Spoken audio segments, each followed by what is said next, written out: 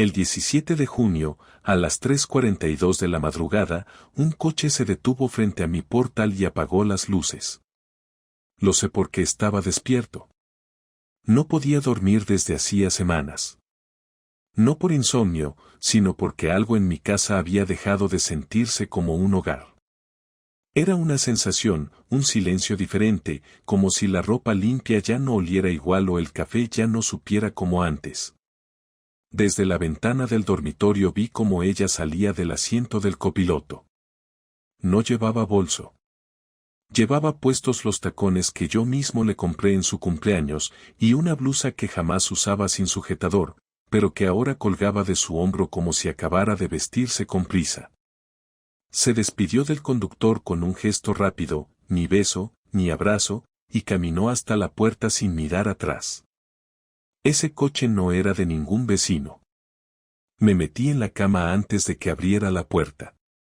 Me hice el dormido. Escuché cómo dejaba las llaves con cuidado sobre la encimera, cómo se quitaba los zapatos sin arrastrarlos, y cómo iba directa al baño sin encender la luz del pasillo. Silencio absoluto. Como si supiera que yo estaba despierto. Como si ya lo hubiera hecho antes. No dije nada. No esa noche. Pero supe, en ese momento exacto, que algo estaba roto.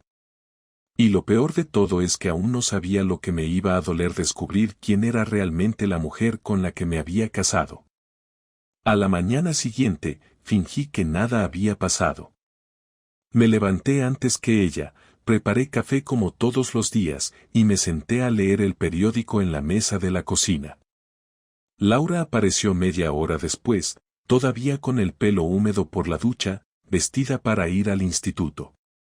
Se sirvió una taza y me saludó con un beso en la mejilla, como si su entrada a las 3:15 de la madrugada no existiera.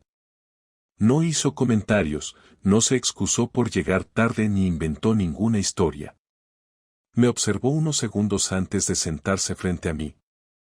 Empezó a hablar de una reunión con padres que tenía por la tarde y de un alumno que se había desmayado en clase la semana pasada. Yo asentía sin decir mucho, fingiendo interés, contando los segundos que tardaba en darme una respuesta que no llegaría. Durante los siguientes días, repetí la rutina. No hice preguntas. No confronté. Observé.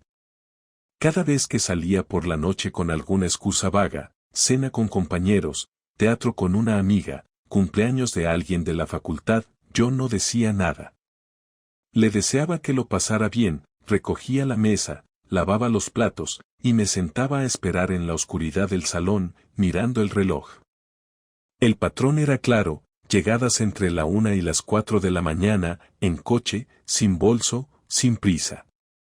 La misma cara neutra al entrar, el mismo paso silencioso por el pasillo, el mismo intento de fingir que nada había cambiado. Decidí actuar sin caer en lo típico. No revisé su móvil ni su correo. No le pedí explicaciones, no llamé a amigas suyas, no monté escenas. Opté por algo más sencillo, preguntar a quien realmente tenía información. Llamé a Oscar, su compañero de departamento en el instituto, un tipo tranquilo, con el que habíamos coincidido varias veces en cenas y eventos escolares. Fingí estar organizando una sorpresa para Laura por nuestro aniversario y le pregunté si sabría decirme dónde iba a estar ella el próximo viernes por la noche. Oscar dudó un segundo y luego dijo que, hasta donde él sabía, Laura había dicho que iba a cenar con su hermana. Lo curioso era que Laura no hablaba con su hermana desde hacía meses. Aquello bastó para confirmar que Laura no solo mentía, sino que lo hacía con una seguridad que asustaba. Esa noche salí de casa antes que ella. Dejé una nota en la encimera diciendo que iría a tomar algo con unos antiguos compañeros de universidad. Me fui en coche, pero no al bar. Me estacioné unas calles más allá, a la espera. A las 21:17, la vi salir, vestida como si fuera a una cita. Nada escandaloso, pero tampoco algo que usaría para ir con su hermana. Se subió a un Seat gris oscuro que ya había visto una vez desde la ventana. Esta vez lo conduje yo. Lo seguí a distancia. Tomaron la autovía y luego salieron por una carretera secundaria que llevaba hacia una urbanización en las afueras de Zaragoza, donde el alquiler es barato y la privacidad alta. Lo supe porque ahí había vivido un colega mío unos años atrás. Aparcaron frente a un bloque de pisos de 3 plantas, sin portero, sin cámaras, sin vecino cerca. Salieron del coche. No se tocaban, pero caminaban juntos, cerca, como quien ya no necesita disimular. Me quedé en el coche durante media hora. No tenía plan, no sabía qué iba a hacer. Salí finalmente y subí las escaleras del edificio. No sabía exactamente en qué piso estaban, así que probé suerte. Subí hasta el segundo y ahí escuché algo, risas apagadas, una televisión encendida, y una voz femenina conocida diciendo algo que no pude entender. No era necesario. Toqué el timbre sin pensarlo mucho, una vez, luego 2. Silencio. Después de casi un minuto, la puerta se entreabrió apenas unos centímetros. No era Laura. Era un tipo que no había visto nunca. Joven, quizá unos 30 años, moreno, con barba corta, en chándal. Me miró sin hablar, esperando que yo dijera algo. Le pregunté si Laura estaba ahí. Me miró con una mezcla de sorpresa y precaución, luego cerró la puerta sin responder. En ese momento, escuché su voz desde dentro, preguntando quién era. El tipo susurró algo y no volvieron a abrir. Me quedé parado un momento frente a la puerta, sin saber si patearla, gritar o simplemente irme. Elegí lo último. Volví al coche.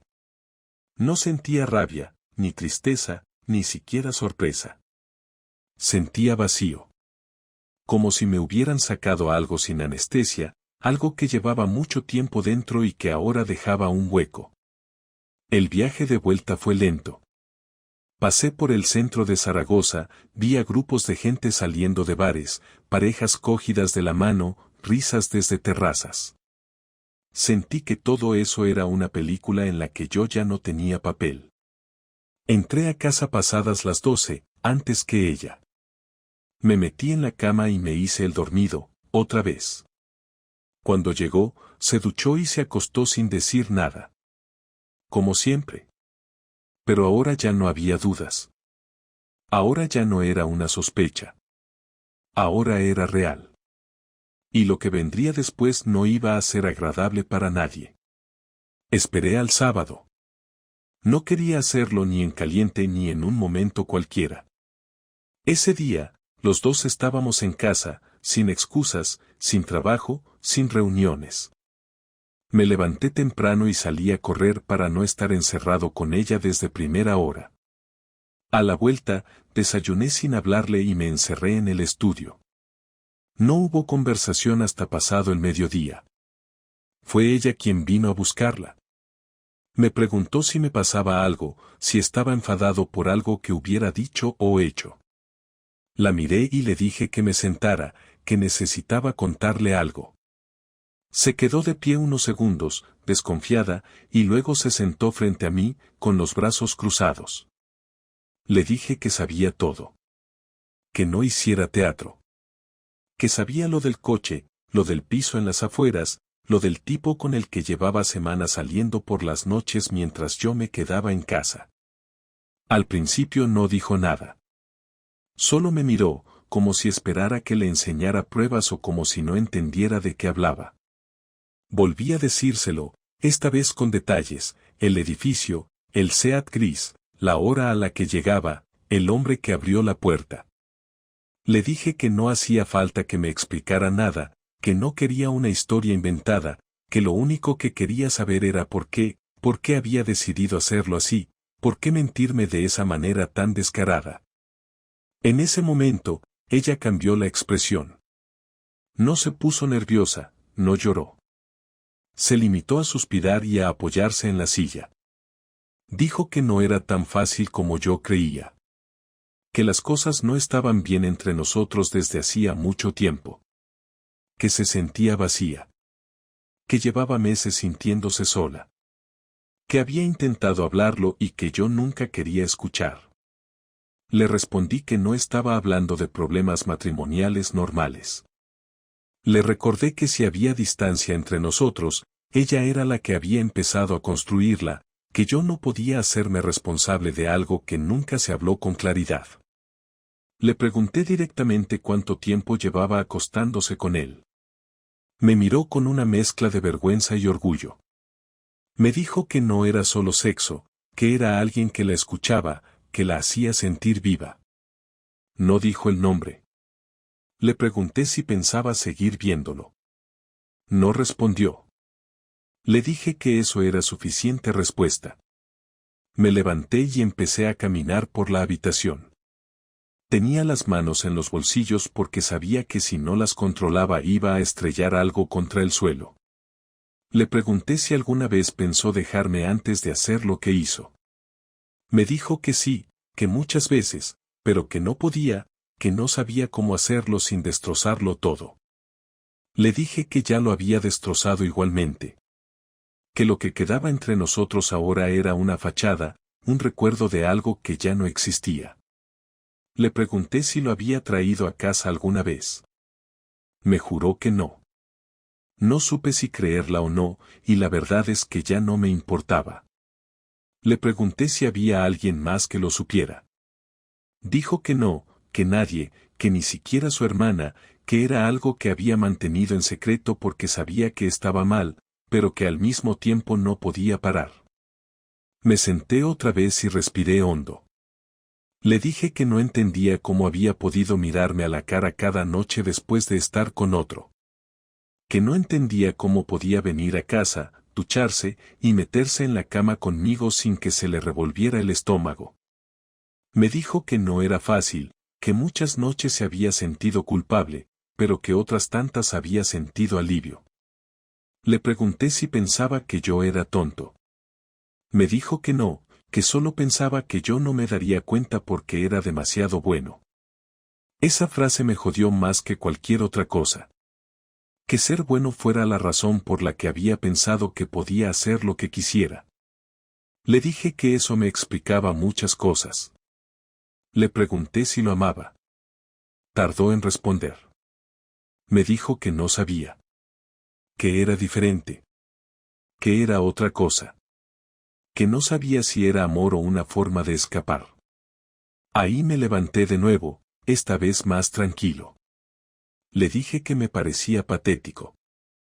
Que podía haberme dicho la verdad desde el principio, que no le habría suplicado que se quedara, que me habría dolido igual, pero al menos no habría tenido que verla mentir en mi cara durante semanas. Le pregunté si pensaba que yo me iba a quedar callado, si esperaba que fingiera que no había pasado nada. Me dijo que no sabía qué esperaba. Que solo había dejado que las cosas siguieran porque no tenía el valor de enfrentarse a la situación. Le pregunté si quería que nos separáramos. Me miró sin saber qué decir. Le dije que no lo decidiría por ella. Que lo que ella hiciera a partir de ahora iba a definir cómo terminaría todo esto. Que si quería seguir viviendo esa mentira, que lo hiciera, pero que conmigo ya no contara para fingir nada. Me preguntó qué iba a hacer yo. Le dije que lo sabría pronto. Que todo esto no se iba a quedar así. Que me había jodido la vida, y que ahora le tocaba pagar la factura. Se quedó callada. No lloró. No me pidió perdón. Solo se levantó y se fue a la habitación. Cerró la puerta sin decir una palabra más.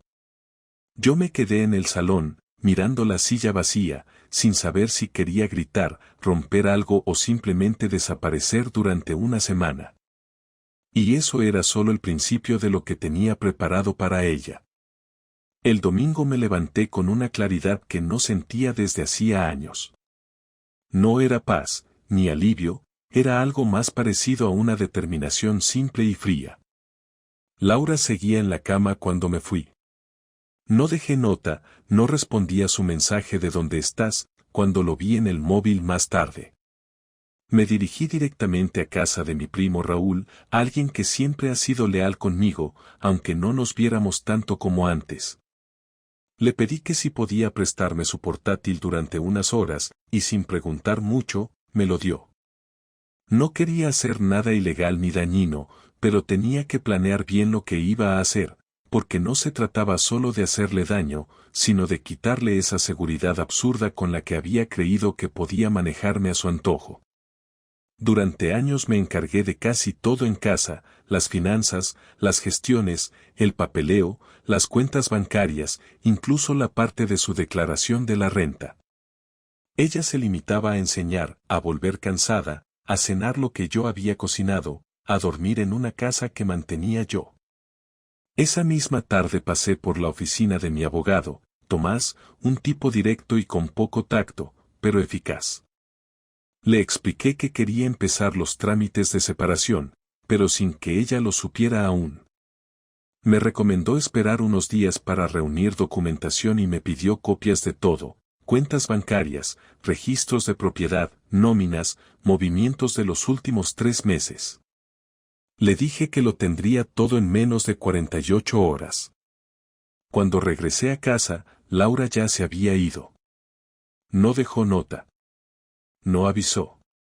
Como si después de lo ocurrido el silencio fuera suficiente. Aproveché para hacer copias de su portátil, de su tablet y del ordenador de sobremesa del despacho. Nada de contraseñas difíciles. Accedí a correos, mensajes antiguos, calendarios compartidos. Había más de lo que esperaba. Confirmaciones de citas en restaurantes, viajes cancelados a última hora, incluso reservas de hotel con nombre falso. A esas alturas, ya no me sorprendía nada. Pero me vino bien. Lo ordené todo en carpetas, con fechas, lugares y correos adjuntos. No era para usarlo legalmente, era para tener todo listo para el momento en que tuviera que destruirla emocionalmente. El lunes, cuando volvió a casa después del trabajo, le dije que necesitaba que me firmara un poder notarial para una gestión del coche que estaba a mi nombre. Lo hizo sin leer. Confiaba, aún. Guardé el documento y a la mañana siguiente transferí el coche al nombre de mi madre, luego la cuenta conjunta al mío, y finalmente cancelé la tarjeta adicional que ella usaba y que yo pagaba desde hacía 6 años. A mitad de semana, Laura me pidió hablar. Me dijo que no sabía qué iba a pasar con nosotros, que estaba confundida, que le dolía verme así. No le respondí. Le pregunté si había vuelto a ver al tipo del piso. Dijo que no.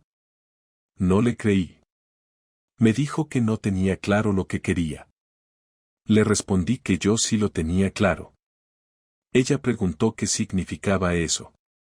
Le dije que pronto lo sabría. El viernes por la noche salí con Raúl y un grupo de amigos que ella conocía. Fuimos a cenar y luego a tomar algo. Subí fotos. Quería que lo viera. Que supiera que ya no estaba esperando en casa como un idiota. Que había dejado de ser la sombra que ella se acostumbró a ignorar. El sábado, fui con Tomás a firmar los papeles de inicio de la demanda. Incluí todos los documentos de sus infidelidades, los correos, las reservas, las capturas. No era para el juez. Era para ella. Tomás me ayudó a organizarlo todo en un único dossier, limpio, cronológico, impecable. No lo dejé en casa. Lo mandé por mensajería a la casa de su madre, donde ella solía ir cada domingo. El paquete llegó a las 12:15, justo cuando Laura estaba allí. Me lo confirmó su hermana, que me escribió a los 10 minutos, ¿qué cojones es esto? Le contesté con una frase, la verdad, resumida. Esa tarde, cuando volvió a casa, no me dijo nada. Pero sus ojos ya no tenían esa seguridad con la que me enfrentó una semana atrás. Me preguntó si lo había enviado yo. Le dije que sí. Me preguntó por qué a su familia.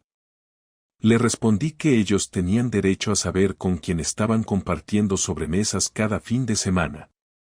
Me dijo que los había dejado destrozados. Le dije que eso no era culpa mía. Ella empezó a llorar. No hice nada. No la abracé. No le ofrecí consuelo. Me pidió que no me ensañara más. Le dije que no lo estaba haciendo, que solo estaba devolviendo lo que era suyo. Le dejé claro que no pensaba perdonarla, que no habría marcha atrás, que se fuera haciendo a la idea de que el matrimonio estaba muerto. Me preguntó si de verdad iba a dejarla así, con todo encima. Le dije que así era como me había dejado ella a mí. La vi romperse un poco, pero no dije más. Me fui a dormir al sofá, sin mirar atrás. Todavía no había terminado. Solo estaba preparando el terreno para el final. La noche del martes me pidió hablar. No gritó, no lloró, no imploró. Solo entró al salón, donde yo estaba viendo un documental sin volumen, y me preguntó si podíamos sentarnos a hablar como adultos. Le hice un gesto con la cabeza, me quité los auriculares y esperé. Se sentó al otro extremo del sofá, con las manos entrelazadas, mirándome como si intentara encontrar algo en mi cara que no le diera miedo. Empezó diciendo que no esperaba que la perdonara, que ni siquiera estaba segura de merecerlo, pero que si necesitaba entender si había algo que aún se pudiera salvar entre nosotros. Me limité a mirarla sin interrumpir. Siguió hablando, despacio, diciendo que había hecho las cosas mal, que había actuado con cobardía, que se había metido en una situación que no supo cómo cortar a tiempo y que terminó saliéndose de control. Me dijo que nunca tuvo intención de hacerme daño, que lo que empezó como una distracción se convirtió en un problema mayor y que cuando quiso parar ya estaba atrapada. Le pregunté si estaba enamorada de él. Bajó la cabeza. Dijo que no lo sabía, que al principio pensó que sí, pero que después empezó a sentirse vacía también con él, que no era lo que pensaba, que no era real. Le pregunté si lo seguía viendo. Me dijo que no. Que hacía más de una semana que no hablaban, que él había empezado a sospechar que todo iba a explotar y que desapareció. Le pregunté si le dolía que él se hubiera ido. Dijo que no. Que lo único que le dolía ahora era haberme perdido a mí. Le dije que eso ya no tenía remedio. Que yo había pasado el punto de retorno. Que no quedaba nada que hablar sobre nosotros como pareja. Me preguntó si de verdad quería divorciarme, si no podíamos al menos tomarnos un tiempo. Le contesté que sí quería divorciarme y que no había margen para tiempos ni pausas, porque ya no había nosotros. Se quedó callada. Luego preguntó qué iba a pasar con la casa, con las cuentas, con los papeles. Le dije que todo estaba en manos de mi abogado y que recibiría las notificaciones en los próximos días. Me dijo que le daba miedo enfrentarse a todo sola. Le respondí que yo también tuve miedo cuando descubrí lo que estaba haciendo a mis espaldas, pero que eso no me detuvo. Me miró con los ojos brillantes, como si no supiera qué decir para cambiar el curso de la conversación. Le dije que si realmente quería hacer algo bien por última vez, que firmara lo que había que firmar y que no pusiera obstáculos, que no se convirtiera ahora en una carga legal, porque entonces sí iba a descubrir lo peor de mí. Me preguntó si pensaba irme o si iba a pedirle que se fuera. Le respondí que la casa era mía, que estaba a mi nombre, que la había pagado yo y que, por tanto, era ella quien debía hacer las maletas. Me dijo que no tenía a dónde ir de forma inmediata. Le dije que tenía 3 semanas, que no iba a echarla a la calle, pero que tampoco pensara que podía alargarlo más allá. Me pidió, con una voz casi infantil, que no le quitara la dignidad. Le respondí que la dignidad no se pierde cuando uno la defiende, sino cuando la entrega por voluntad propia. Me dijo que no me reconocía, que parecía otra persona. Le contesté que tal vez siempre fui así, solo que ahora ella lo veía porque había dejado de tratarme como un adorno funcional en su vida. Hubo un silencio largo. Se levantó, caminó hasta la puerta del salón, pero antes de salir, se giró y me preguntó si alguna vez me había planteado engañarla yo a ella. Le dije que sí. Que muchas veces. Que la oportunidad la tenía si quería, que nunca me faltaron opciones, pero que siempre creí que ser fiel no era un esfuerzo sino una decisión diaria. Que para mí el respeto tenía que estar incluso cuando el amor flaquea. Se quedó de pie, sin saber si irse o decir algo más. Al final dijo que lamentaba todo, que no era capaz de imaginar lo mucho que me había destrozado y que esperaba que, algún día, pudiera reconstruir mi vida sin tener que cargar con su error. Le dije que no me preocupaba por el futuro. Que el dolor no me daba miedo. Que lo que me dolía era el desperdicio. El haber invertido tanto en alguien que, en el momento clave, prefirió salir corriendo en lugar de mirar las cosas de frente. Le pregunté si entendía la diferencia entre amar y simplemente no querer estar sola. No respondió. Salió del salón en silencio. Esa noche dormí tranquilo por primera vez en mucho tiempo. Ya no había dudas. Ya no había nada pendiente. La historia había terminado, no con un portazo, sino con una decisión tomada desde el agotamiento. Y lo que viniera después, sería mío y solo mío. Ya no tenía que compartir nada con nadie que no me respetara. El día que Laura se fue no hubo gritos, ni maletas arrastrándose por el suelo, ni portazos. Salió de la casa con una mochila al hombro y una caja con lo que, según ella, era lo mínimo para empezar de nuevo. Yo no le ofrecí ayuda, ni la detuve, ni le deseé suerte. Tampoco me quedé mirando desde la ventana como hacen algunos. Simplemente esperé a escuchar el clic de la puerta y, cuando lo oí, me levanté del sofá, fui a la cocina, serví un café y volví a sentarme en silencio. Lo curioso es que no sentí alivio inmediato ni una descarga de emociones. Sentí algo que no había sentido en semanas: control. La situación ya no dependía de lo que ella hiciera o dijera. Ya no podía desestabilizarme con otra confesión ni con una súplica de último minuto. La decisión estaba tomada, ejecutada y cerrada. Durante los días siguientes empecé a reorganizar la casa. No por necesidad, sino porque quería eliminar todo lo que aún tenía su presencia. Quité sus fotos, empaqué su ropa que había quedado olvidada, cancelé las cuentas conjuntas, cambié la cerradura, modifiqué los seguros, devolví sus libros de la estantería a una caja y llevé todo a casa de su hermana, con quien ahora se estaba quedando. No le avisé. Dejé las cajas con una nota que decía simplemente: lo que dejaste atrás. No olvides nada más. Su hermana no dijo nada cuando abrió la puerta, solo asintió y cerró. La parte legal fue sencilla. Tenía toda la documentación en orden, pruebas, historial bancario, escrituras, todo. Tomás se encargó de presentar el acuerdo, y para mi sorpresa, Laura no lo impugnó. Lo firmó sin condiciones. Tal vez entendió que ya no tenía herramientas para manipular nada. Tal vez estaba cansada. No me importa. El proceso tardó unas semanas, pero en menos de 2 meses ya no éramos marido y mujer. Éramos dos desconocidos con una historia en común que nadie iba a contar. Cuando recibí la sentencia por correo, no la leí entera. La guardé en una carpeta, cerré el cajón y me fui a correr. No lo celebré, no llamé a nadie, no abrí una botella. No necesitaba rituales. Solo necesitaba seguir caminando hacia otra cosa. Con el tiempo, la gente empezó a preguntar. Algunos amigos, familiares, incluso conocidos del barrio. Me limité a decir que nos habíamos separado por diferencias irreconciliables. Nunca mencioné lo de la infidelidad. No por protegerla, sino por protegerme a mí mismo. No necesitaba compasión ni discursos moralistas.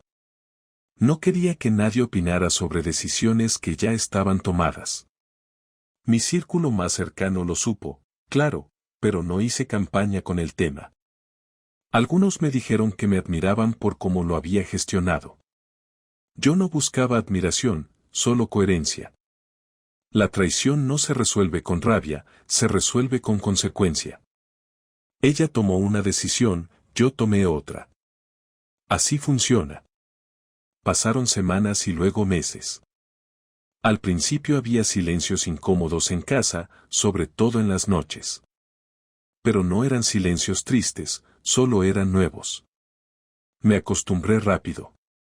Recuperé rutinas que había abandonado por acomodarme a su presencia. Volví al gimnasio, retomé el ajedrez con unos colegas del trabajo, organicé un viaje corto a Valencia, simplemente porque me dio la gana. No fueron actos de revancha ni reinvención forzada. Fue una forma simple de ocupar el espacio que había dejado libre. No para olvidarla, sino para hacer espacio a lo que venía después. Una tarde me encontré con uno de los amigos en común que habíamos compartido durante años. Me preguntó si había tenido noticias de ella. Le dije que no, que cada uno seguía su camino. Me dijo que ella había empezado a dar clases en otro instituto, en otra ciudad. Me preguntó si me dolía. Le dije que no, que había cosas que duelen mucho al principio pero que se secan rápido cuando dejas de tocarlas. Asintió, sin más. Cambiamos de tema. Hoy, meses después, no puedo decir que me haya convertido en otro hombre. Sigo siendo el mismo que se levanta temprano, que odia el café recalentado y que se cabrea cuando alguien cambia los canales del televisor sin razón. Lo único distinto es que ahora tengo la certeza de que puedo vivir sin depender emocionalmente de nadie. No porque no me importe sentir, sino porque aprendí que no puedes obligar a nadie a quedarse donde no quiere estar. Y que la fidelidad no es garantía de que te quieran, es solo una parte mínima de algo mucho más complejo. No me arrepiento de haberme casado con ella. Tampoco me arrepiento de haberla dejado. Las dos decisiones fueron honestas en su momento. Aprendí que el amor no se rompe solo con una traición. Se rompe con la repetición del desprecio, con los gestos diarios que te hacen invisible, con la certeza de que ya no te miran igual. Y cuando eso pasa, no hay nada que reconstruir, solo queda recoger tus cosas y avanzar. No sé si volveré a enamorarme. No tengo prisa. No tengo expectativas. Por ahora, disfruto de mi casa en silencio, de los fines de semana sin explicaciones, de los días en los que no tengo que adivinar si alguien miente o no. No necesito más. Y eso, después de todo, es suficiente.